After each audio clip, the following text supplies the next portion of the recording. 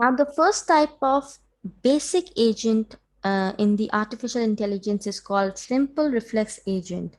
A simple reflex agent has no state or memory.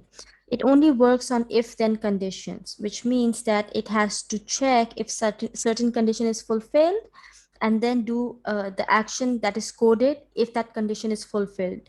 If that condition is not fulfilled, it just keeps on checking.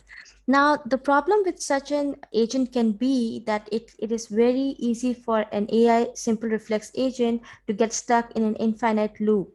However, for simple tasks, it is super easy and super helpful. Let's look at an example. When you are reminded that your friend has a birthday, how do you think that works? There must be a data set of all the records of your friends' birthdays that are mentioned on the Facebook's data, the ones who wanted to share their birthdays, and every day and the birthday stays for as long as 24 hours. We know this happens after an interval of 24 hours or once the date is changed. There is a simple reflex agent that goes into the database and check if the condition is that there is any of your friend or one or more of your friends with birthdays, then the trigger action is to generate a notification for it.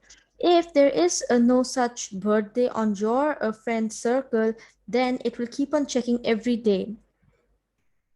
Uh, Now, if we look at the same example in a more generic way, this is the pseudocode or the logic template that is being used by simple reflex agent.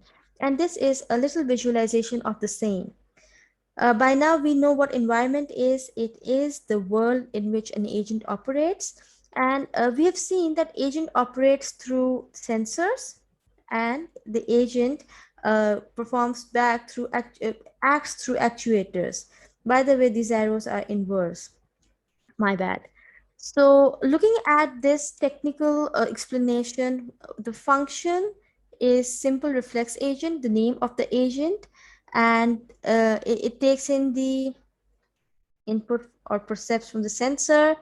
It goes here and checks what are the rules according to the data given by the sensor.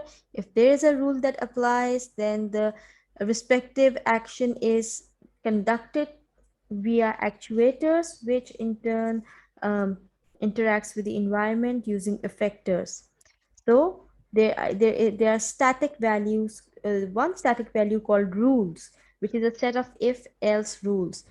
What is static? Static is something that does not change. So once the AI agent is coded, we are not going to change the rules that it operates on, which is why we are calling all the rules for the if-else conditions as static.